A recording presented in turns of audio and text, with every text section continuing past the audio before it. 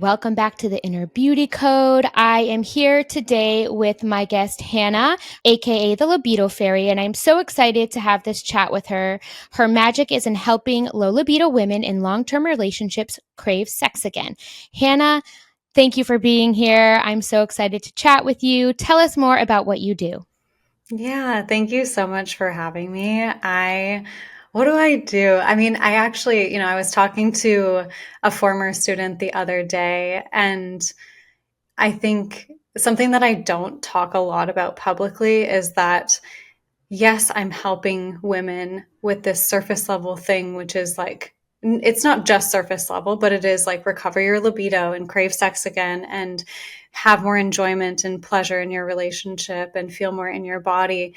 But I'm also doing this sneaky thing at the same time, which is really helping people feel more in touch with themselves, like their core essence, and feel more joy just in life in general and be able to express themselves, because I really am a believer that sexual energy is the energy of aliveness and creation. And so when we repress that part of who we are cutting off our relationship to such an integral part of our self-expression and aliveness. And so I'm helping women recover their libido, but I'm also helping them recover the connection with themselves and their aliveness and joy. So yeah, that's what I do. I absolutely love that. I'm such a firm believer that, how you are in one area of your life affects all areas of your life, and it still comes down to like the core essence of who you are that's just being expressed in different ways. And we all know sex is, especially in a relationship or with a partnership, there's both people are bringing their own stuff to the relationship, and there's so much, it's such a deeper level of, I guess, sex is just kind of on the surface level of what's really happening between two people. And again, what's going on at the core is going to be expressed in their sex lives. So I Mm-hmm. really, really love your journey and your story and how open you are to sharing what you've been through, which let's give our guest a little, or our listeners a little background. Um, you speak openly about your, just traumatic events that happen in your life, from family dysfunction, your own personal struggles with depression, your unhealthy relationship with your body, maybe toxic relationships that you've been in the past, and low libido, which I think so many people can relate to one, if not all of those different things. And again, you share openly about your past disinterest in sex with a partner that led you down a road to exploring alternative methods for engaging in sex and intimacy, such as kink and then the dom submissive world. So I am so curious to hear about all the things that you have to share and say about that. Tell us. Yeah, Tell us. totally. Totally. Well, okay. I want to, before I dive into my story, I just want to reflect on what you shared about how, like, one area of life, it's all synonymous with each other, and each area of life feeds the other area of life. And how I do believe that, like, sex is like a canary in a coal mine. It's like when there's dysfunction in your sex life, it is a symptom of a deeper root issue that's going on. And I know this because of my direct personal experience with all of the issues that you just mentioned. And all of them, if I was to look at any point in time in where I was related to my sex life, it was a direct mirror for the dysfunction that was happening in my relationship to myself and then in my relationships to others. And so, yeah, part of my story, I think, well, we can just start with my daddy issues. So, because I do think that, our relationships to our parents are some of our most formative relationships, and those really have a deep impact on our relationship to sexuality and other people.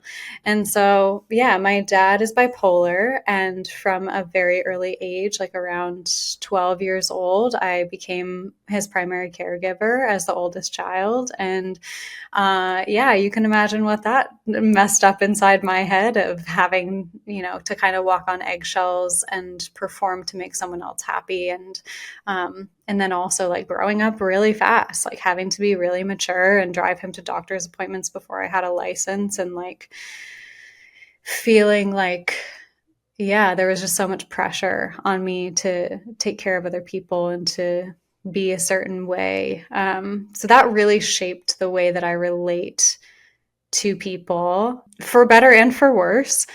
And my first romantic relationship started happening around the same time, and I started being sexual around the same time. And again, like what was happening in my sex life, my first early sexual interactions were like coercive, abusive, non-consensual, painful, uncomfortable, and super performative. It was so much about what can I do to make this person love me, and if I don't exchange my body and my sexuality for attention, then I won't be loved. And so, like, body, sex, all of that, all of who I was, it was just what could I do for someone else to then receive love from them.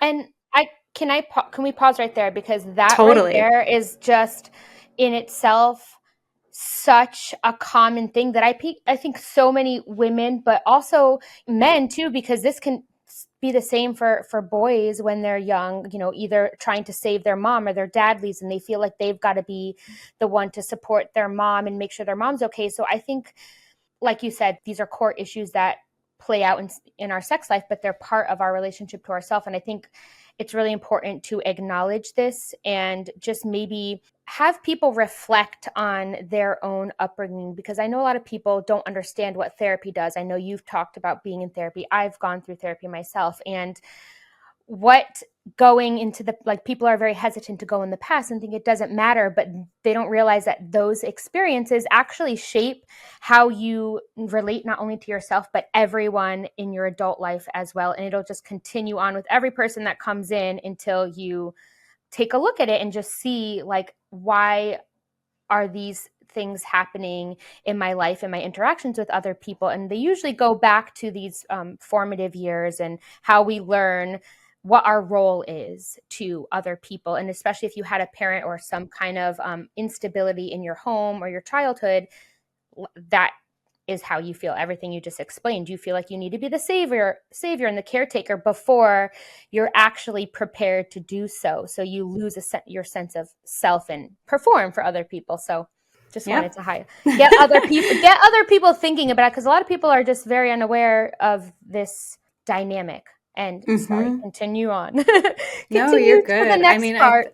no, I love it because I do think that there's so many parts of my story that a lot of people can see themselves in, because I went through like these different phases and evolutions through my sex life where I was carrying different personas and stories that I know relate to almost every single woman that I've come across. So, like, if this is resonating with you, it's probably because you have some type of need for validation. You feel like you need to work hard or perform to be worthy of love.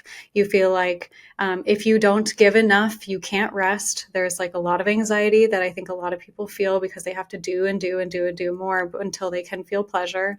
And like all of that stuff shows up and blocks you from being able to receive pleasure during sex and enjoy and want sex. And so, yeah, it's all tied together. It is, and then people get into the dynamic of almost like you punish yourself when you are feeling good. It's because that, again, it's connected to the guilt and the shame and that burden that you learned how to cope with what was going on in your life at the time. And I think it's a little bit unconscious for many. So yeah, it's so brave to be able to openly talk about it and just let other people know too that they're not alone, and it's not something to be ashamed of, because there's a way out, and you and I can both probably attest to it feels so much better and lighter on the other side of that process than it's a little bit hard to start getting that self-awareness. So amazing. Let's keep going because I think we'll definitely get to more tangible tips of like the how to get out or how to transform it as we go. Um, the next kind of phase of my evolution was my experience in relationships before I was connected to my body. So like ages, I'd say like 17 to 27, like 10 solid years, where I would go through these cycles of being really attracted to someone and excited by someone who was like pretty toxic or fuckboy or like non-committal, and like really craving and needing their attention and having like really hot, passionate sex with that person. And then like swinging the pendulum over to a more safe relationship where maybe it would be exciting at the beginning, but then I would have zero desire for sex after like the first week with them. And I went back and forth through that cycle for 10 years and felt like there was literally something broken inside of me because I'm like, I don't understand why I can't have attraction and desire for someone who's healthy for me, and why I can only want to have sex with someone who I know will hurt me. And so that was a pretty solid decade of bouncing back and forth in this little pendulum swing that was really, really painful. I was also going through a lot of therapy at that point in time because I tried to kill myself when I was 20. So, like, started going to therapy after that. And I was doing like a lot of mindset work, a lot of self-awareness work. I like took a bunch of certifications and started coaching. And yeah, was like very confused about why I knew conceptually like all of this. I knew all my patterns. I was like, I'm so clear on what I'm doing here. I can see it like fully, but I don't know how to stop doing it. And I really did feel like there was something wrong with me and I was broken because of that. I totally understand why and how that could happen. And again, it's terrible, but also amazing that you were able to go through it and learn how to come out the other side. So I think that a lot of women obviously can relate to these things and that you went through. So what are things that helped you basically? I mean, this is going to be a loaded answer and many different things I'm sure can contribute to this, but Mm-hmm. also, are you comfortable sharing a little bit about like the whole kink side of things and how you got into Totally. that? Because I think a lot of Yeah. people are curious and Mm-hmm. there could be a negative stigma against this or like preconceived notions of what this actually means. And I had some classmates, and I have my psychology master's, and some classmates did a whole presentation on like alternative sexual lifestyles, and I learned a little bit more about it. So can you please tell us your experience with that? And Totally. I had a negative or misinterpretation of what that entails. So Yeah, definitely. So before it got better, it had to get worse. I was in a long-term relationship from 2017 to 2020, 3 years, and with someone who like everybody thought that I was going to get married to. And on paper, like it looked like our relationship was really great. Like we were really good friends and got along, and like everyone could tell that we liked each other. But I really, really struggled sexually in that relationship, super shut down, super disconnected, avoiding sex, wearing my clothes to sleep so that he wouldn't touch me, cringing, pulling away, hiding my body, and then like faking orgasms and all of that. And it got to the point where like we had tried so much, like eventually I was like, okay, I'm going to try to work on this because I can see how much it's like damaging our relationship. And I took the hormone boosting powders and all the like the libido boosting pills, and like bought lingerie and toys and like all the things, but nothing really felt like it was changing how I felt. And it got to the point where we were like, okay, well, what's worked for me in the past has been being excited about new people. That's like sparked my libido in the past. And also he was really dissatisfied sexually and had a very high sex drive and wanted to get that need met. And so for us, it just like made sense that we would open the relationship. We were like, okay, well, this seems like a logical next step that might actually work really well for us. And it did not. It did not. That opening a relationship from a place of desperation and trying to fix something is not a place to open a relationship from. Just putting that out there for anyone who is considering doing that to try to like fill an unmet need. I don't think that that's an appropriate solution. But what did happen in that experience is it opened me up to starting to explore kink and non-monogamy in general. And I'm incredibly grateful for that experience because one of the first few experiences I had in kink was it connecting me so deeply to my body and feeling so safe in sex because I had like all of the in kink in this thing called a scene, which is like what is like a sexual experience in kink where there's like a negotiation beforehand about boundaries and safe words and what's allowed and what's not allowed inside of the scene. And so like all of that was all that discussion beforehand and like aftercare afterwards about like, okay, afterwards we're going to spend some time relaxing and this is what we're going to do. And like all of that discussion gave me so much safety in my body in the experience. I was like, oh shit, like there is so much more available in sex than I thought in my tiny little brain. And it just really like blew my mind. And like the ending of that relationship and the kink at the same time. And I also started going to somatic therapy at the same time was like this perfect explosion in my world of like, oh, I need to go find more out about this. Like I need to learn more. There's so much more here than I thought. And I need to like also share this journey with other people as I'm going through it. And so that was really like, yeah, just the kick in the ass that I needed to really heal and grow. And it sent me on this mission that now I believe it's like one of the most important, vital parts of our being. So, yeah.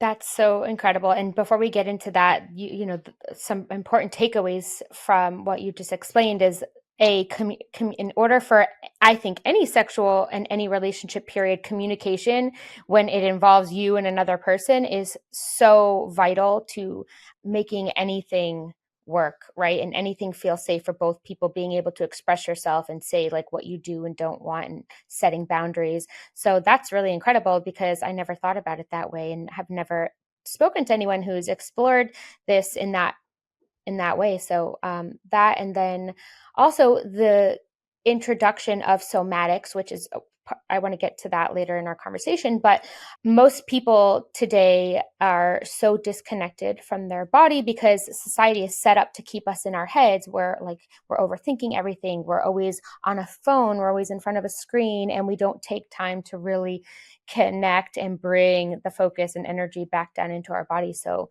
that's really an interesting catalyst to be able to set you into motion for somatic therapy. It's incredible. It was also my Saturn return happening at the exact same moment. So you just want to add that right into it. But also that's incredible because that set you on your journey, which Saturn returns do. They change the course of your life and set you on a trajectory for like the next however many years to your next one. 18, I think it is. Anyways, yeah, that's incredible. Perfect timing. Mm-hmm. All the stars aligned. And I know you work with libido and low libido, and there's so much more to just that one word than just not having a sex drive, because there's so many layers and elements, like you've already started touching on, that go into your desire to want to even have sex. So I have a lot of married friends and a lot of married people, and I know that this is a common thing where, in particular, I'm thinking of one case where a friend of mine openly talks about not wanting to have sex with her partner, how it's boring, how just the thought of like them being intimate is not turning her on. Obviously, this is what you talk about a lot with women. So can we just start at the beginning? What does it actually mean to have low libido? And how common is it in your work that you see that happening for women and for men as well? Because it's not just the woman who can not want to have sex. The man can lose interest as well for whatever reason. So let's get into that. Totally. So libido technically is like desire for sex. Like that is kind of like the most basic definition of it. So when we're talking about what low libido is, it is for you, for each person, this is different. Like there's a baseline of what is normal for you in your system. And then low libido would be you are experiencing even less desire than you would in a normal circumstance. So there is no like set, this is how many times you're supposed to want sex per week. That varies per person. But if you are experiencing either in relationship to a past version of you, a significant decrease in the amount you desire sex, or in relationship to your partner and and there's like a very wide desire discrepancy between what you want and what your partner wants. That's typically what people will come to me for, is like either they feel like they just don't want sex and their partner wants a lot of sex and they don't know what to do about that, or they used to want sex much more and then now they're experiencing zero desire for sex and they're like, I don't get it because I love this person and like I'm just turned off by them, or I'm just like I can't get in the mood. So that's like basic definition. I think where I start usually with people is if they have experienced more of a desire for sex, there's a context that works for them that increases their desire. So starting to think about like what was present and what wasn't present when you wanted sex more. What was happening in your life, in your nervous system, in your relationship, in your career, in how you felt about your body, in your nutrition, in your day-to-day life? Like what was happening? What was the context where you were really excited and wanted to have sex? And how is that different from now? Is like usually the first place that I start, because that right there is going to tell you a ton of good information about what you might need to fix. Yeah, and I think a lot of times I saw that you speak about this as well, like blaming. I think you have to take responsibility. You know, it's easy for us to always emotionally project onto other people and blame them for how we're feeling, which you're the only one that's responsible for your feelings and what's going on, you know, within your body and obviously your own desire for sex. You kind of have to take a responsibility for that first. So I do notice that there is often some blaming going on with people that I observe in Yes, partnership. So totally. I definitely want to get a little bit into that as well. 100%. How that plays out in what you've seen. Yeah. Well, first, like, it's very hard to admit that something that is painful in your experience might be your fault. But wherever we point the finger of blame is where all of the power is. So where we point the finger of blame, that's where power goes. So if you go, oh, my libido is just low because my partner doesn't know how to turn me on, you are giving your partner all the power over you and your experience. If you point the finger of blame at your hormones and you're like, oh, it's because of my bad low hormones why I can't turn on, you're giving all of your power away to a biological function. Like there just Yeah. is, or like, oh, it's my parents' fault that I can't, that I don't want sex, or it's society's fault that I don't want sex. Wherever you're pointing that finger of blame, you're giving your power away. And it's hard to turn that around, but the moment that you go, okay, it probably actually is my fault. It is also my responsibility. Then you get all your power back and you can actually do something about it. So like, yeah, blaming a lot of times looks like, oh, my partner doesn't know how to turn me on. Oh, my partner's just not attractive to me. Oh, like my partner just doesn't know what to do. You were talking about some of your friends earlier. Oh, the sex is just boring. My partner like won't change it up or whatever. You have to start one, taking responsibility for what you're bringing into the relationship, and two, advocating for yourself, being like, if you don't like what's going on, if you see something, say something, literally tell them that you don't like what's going on. And then there just is so much opportunity when you're actually honest, even if you don't know what you like, to then create the intimacy and the opening and vulnerability for something new to happen that hasn't happened before in your relationship. Yeah, and it's so true. It's like almost like a victim mindset that is clouding like a Yeah. solution to the problem. And yeah, the only way is to Yeah. claim it and take your power back. Yeah. But also, I think a lot of times, like, you know, I had this discussion with my friends too, like your partner can't read your mind either. So if you don't Mm-hmm. tell them, and especially if it's the opposite sex, they don't know what it feels like for a woman, and Yeah. specifically you, because everybody's body's a little bit different and everyone gets turned on in different way. If you don't Yeah. explain what you like, how do they know, so Totally. that's And you like think about, I always tell women this. I'm like, okay, think about how much education you got about your vulva. mm-hmm. Now, your partner got even less than that. So like Just a thought there. Also, okay, Yeah. there's two thoughts that I'm having here that I want to like just explode on. And one is that like it is really scary to change. And it is scary to try something new or to tell your partner you don't like something or to like try a different way of relating or expressing yourself in your relationship. But what I've seen is that like people aren't resisting necessarily the change, they're really resist loss. So if you want to get curious about why you might be so scared about trying something new, look at what you might have to lose. There is some benefit that you're keeping this hold on this victim mindset or this like blame. You might lose something if you speak up and do something different. So that's just like an opening for self reflection in that. I wonder if you have any reflections on that.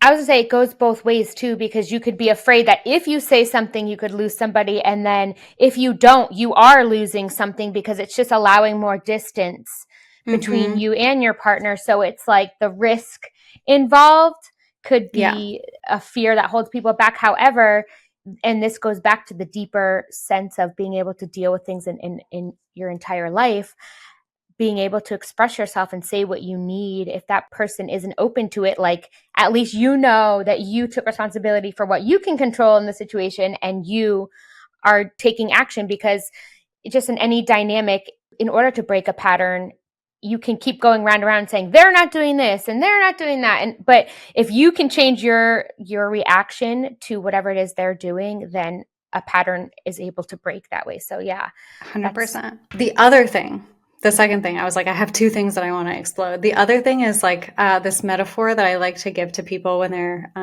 explaining instructions about how their partner can do something different for them. You know how I mentioned that, like, you know, they got even less instructions than we did about our yeah. vulva. I want you to imagine that, like, it's like telling someone how to drive a car. And if you just say to someone, I want you to drive the car, go drive the car, and they're a professional race car driver, they're going to know exactly what to do. Amazing. They can just jump in the car and they can drive it. Fantastic. But if your partner is not a professional race car driver, and in fact they are more like a 14-year-old who doesn't even have a permit and has never sat behind the wheel, the Skateboarding type along. yes, the type of instructions that you might have to give them might be something more like, okay, sit here in the driver's seat, now put your hands on the wheel like this. Now if you push the gas too hard, it's going to jolt forward, and if you push the brake too hard, it's going to make you stop really quick. So push it really gently and then put your hand here on the shifter, and you can move the shifter, and that's going to put it into a different gear. Like thinking about giving instructions, assuming that maximum intelligence, your partner's super smart and they're good at learning and they want to please you, minimum knowledge. So like breaking each little thing down step by step. This goes for like tasks like listening too, or like cleaning up the house. Like if you tell someone, oh, I need you to make your bed, but then you don't tell them how to do that successfully, you just say, go make your bed, and then you look at it and it's messy. That's very different than giving them an instruction that's like, I want you to make your bed like you've seen at a 5-star hotel. If you don't tell someone what good looks like or give them explicit instructions, that's on you, the communicator. Yeah. And that was actually one of the topics I wanted to jump into, learning how to communicate. Like, and you just gave a really great example of that. And I'm thinking even prior to the physical act, like I was going to ask you what some things are people can do and how they can communicate them, but even like either watching some kind of video, if you can find one on YouTube, or like a picture and showing the actual anatomy. Once you learn it for yourself and try it on yourself, maybe showing your partner directly, like literally like sitting there naked and being like, this is my this and this is that. So when you do this, that happens. And when you do too hard, like maybe even that very might be embarrassing at first, but it's obviously going to be more helpful for someone, right? Learning how to 100%. operate your machine. Yes, teaching them how to drive a car. The It owner's really manual. is. You got to give them the owner's manual, give them the hacks, tell them where the pressure points are, like demonstrate even on them. Like they have skin, they have arms, like Mm-hmm. show them how you want to be touched. What pressure do you want? How do you want that to feel? And demonstrate. I love what you said about demonstration because I really do think that showing your partner how you masturbate and Mm-hmm. also masturbating in a different way than maybe just sticking your vibrator directly on your clit, like Mm-hmm. maybe spending Mm-hmm. some time touching your own body and warming yourself up and exploring what parts of your vulva feel good to touch inside and outside, nice and slow. Then you can demonstrate to your partner, this part of my vulva likes to be touched like this. This part likes hard pressure. This part likes really soft, airy pressure. This part feels really good when you rub it in a circle. Like, and then Mm-hmm. you can also say, like, if you feel uncomfortable with that, have a session where you're like, okay, what I want you to do is I just want you to explore down there different types of touch, different types of sensation, and I'll tell you what's good and what doesn't feel good. And we'll just keep following what feels good together with no pressure on orgasm, no pressure for it to go a certain way. We're just going to do, it's called yoni mapping is the word for it. But yeah, it's a pleasure mapping experience that you and your partner can do together. And you should definitely do it by yourself too. And those are such amazing key points.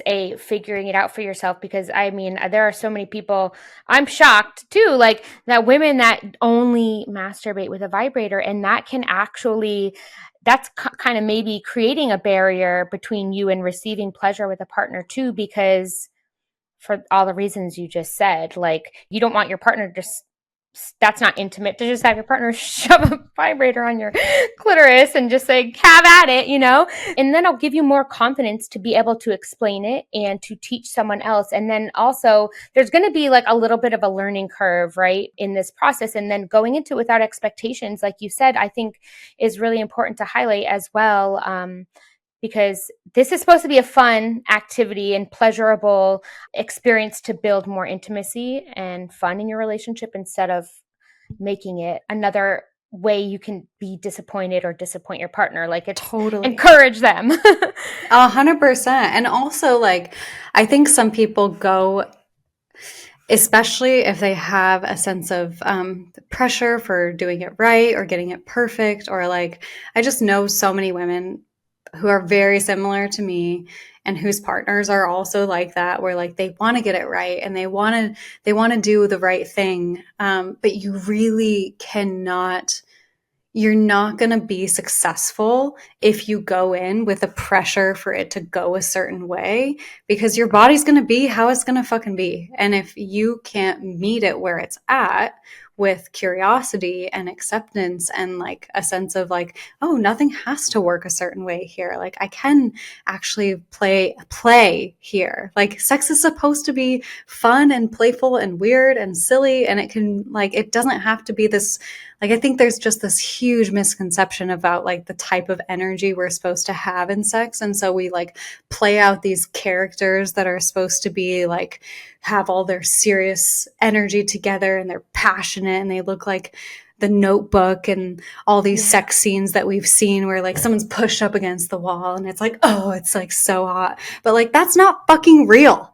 That's actually Mm-mm. not what real sex is like. Mm-mm. And I just want to like open the door for people to see that like there is so much more intimacy and vulnerability available when it's not perfect, when it doesn't look like a movie, when there's tears or when there's emotion or when there's laughter. Like that's human. That's actually real.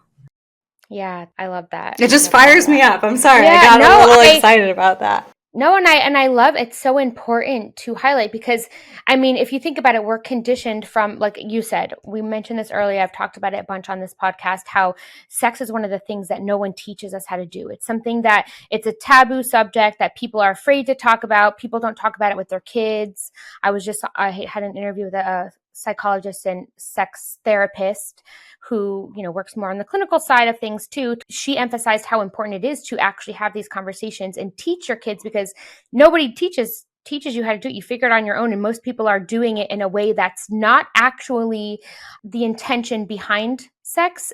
People go into it without the openness to give and receive pleasure. It's more this like interactional thing that is, we have these grandiose ideas of like that you see in porn, that you see in, romance movies, that you see in on TV, about what it's supposed to look like. And I think what it's supposed to look like is what you make it, because also like interactions with each partner are going to be different.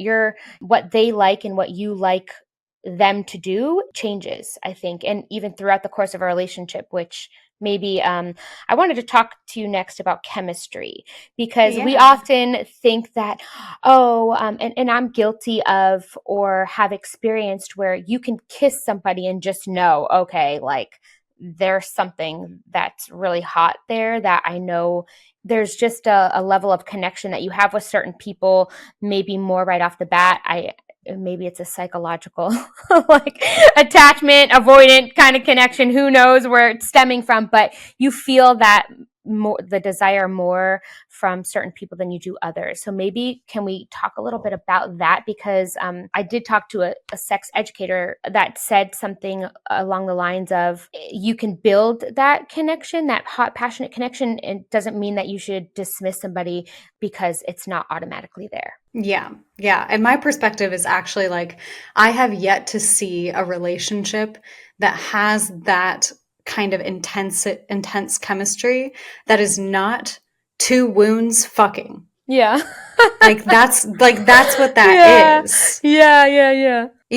Like Yeah. I want to change the narrative around that kind of intense chemistry and turn on, because that should actually be a huge red flag in your brain, to be like, oh, if I have this huge sexual attraction and obsession with them and like can't stop thinking about how good the sex was and like it was just so hot and so passionate, that is a red flag. That means that probably what was happening in that situation is an attachment wound that is fucking their attachment wound, and you are just burning up the energy from the connection that is totally unsustainable and unhealthy.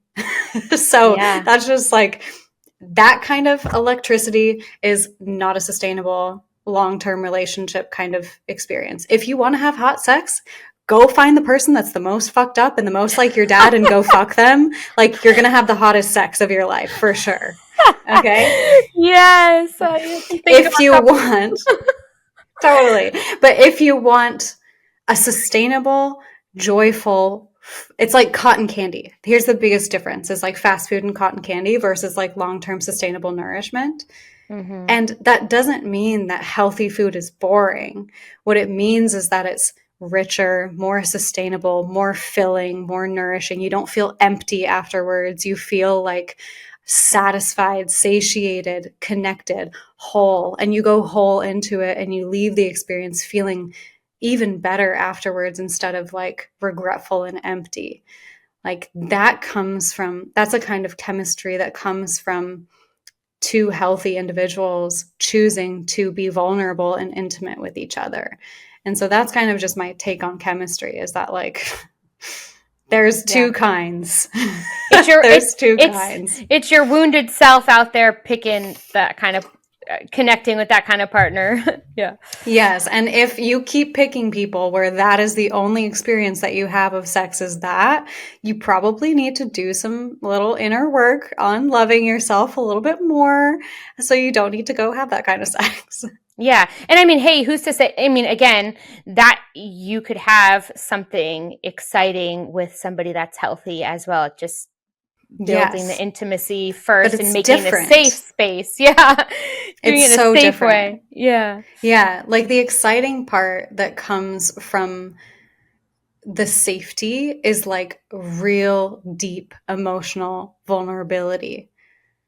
Like, it's really opening yourself to a layer of connection that is totally unavailable when it's someone who is toxic. Like when you're really safe and secure with someone, you can try things that you never thought that you'd be able to try, and like have riskier encounters because you know they're going to provide you with proper love and aftercare and truly accept you for who you are. And you can like reveal parts of yourself that maybe you're shameful about and have a safe space to have those expressed and taken care of. And like and then the thrill of like you totally can try anything with someone who has your back fully. Like Mm-hmm. it's just a very different type of excitement in that arena, which requires more work, vulnerability, and effort and intention for sure, because it's not Yeah. just this bang snap pop naturally toxic excitement from the Yeah. uncertainty that's there. So good. I could sit here and talk to you forever, but I am going to ask you. I'm going to before we wrap up, I just wanted to get into like maybe like one or two things. I wanted to ask you maybe about like kind of what somatic work people can do, but I think that's a whole another conversation. But Mm-hmm. maybe what are some little takeaways people can do to start on this journey towards building intimacy? I know you talked about 4 pillars in your program that you're launching coming up soon, Mm-hmm. which we could talk about before we sign off. But Yeah, something to wrap up kind of everything we talk totally. about. So Yeah, like I'll the pillars of my framework that I take clients through is like one, building a foundation of connection to your own body. So being able to regulate your nervous system, feel sensation, stay present with pleasure. Those are all really foundational skills of being connected to your body. And literally the first place you can start is just like taking more deep breaths, giving yourself hugs, spending longer time in the shower, actually washing your body instead of like frantically scrubbing it and getting out as quickly as possible. Like all of those things really kind of go into that foundational category. The next layer above that is discovering what actually turns you on and what you like and enjoy sexually.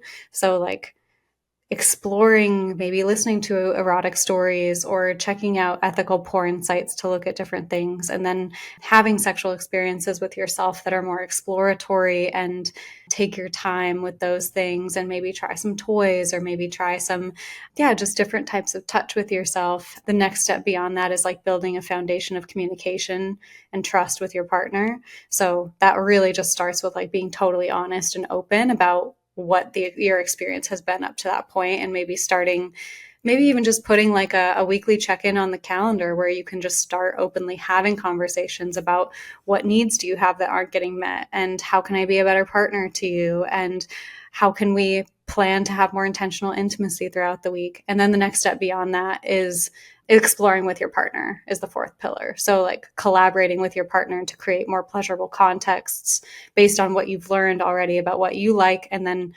working together with your partner to have more exploratory sessions and map your pussy and map your pleasure, and try new toys and try new things and use a blindfold and maybe explore on the kinkier side if that's what you're looking for too. But those are the 4 pillars: connection to your body, exploring what turns you on, building a foundation of communication and trust, and then collaborating to create a joyful and thrilling context sexually. amazing. Thank you so much for sharing that. And then where can people find you if they want to get in touch with you or work with you? Kind of how I know you're coming out with a program. How do you work with people? Like what are the different options? And then where do they go to find you? Yeah. Yeah. So I always just recommend someone to come into my world and check out a bunch of my free stuff first. Like I have a ton of really awesome free resources and quizzes, and like that's really where I would start if anyone was coming in. I have paid offers, but like my free stuff is really good. So you can find me on Instagram and YouTube at the Libido Fairy. You can go to libidofairy.com and check out my paid offers too. And what those look like, I have a 30-day program and a 90-day program. So the 30 days is that first pillar of connecting to your body and feeling sensations and pleasure, and then the 90-day goes into the 3 more advanced pillars after that. So I usually, if you want to start in a paid program, the 30 day is always the place I recommend people start. Amazing. And you are at the Libido Fairy on Instagram, and Yep. they can find your website and all the information in the link in your bio, correct? Yep. Perfect. Anywhere else that you would send people, or just to Instagram? Yeah, I just started a YouTube channel last Oh, month. So, amazing. making longer videos on YouTube. I have a podcast called the Libido Fairy podcast. So really any type of like consuming of content you like to do. If you like shorter videos, go to Instagram. If you like longer videos, go to YouTube. And if you like listening, go to Libido Fairy podcast. Amazing. Hannah, thank you so much for your time and all the great information you shared today. I really enjoyed talking to you, as I know our listeners will enjoy everything that you had to share. So thank you for being here. Thank you so much.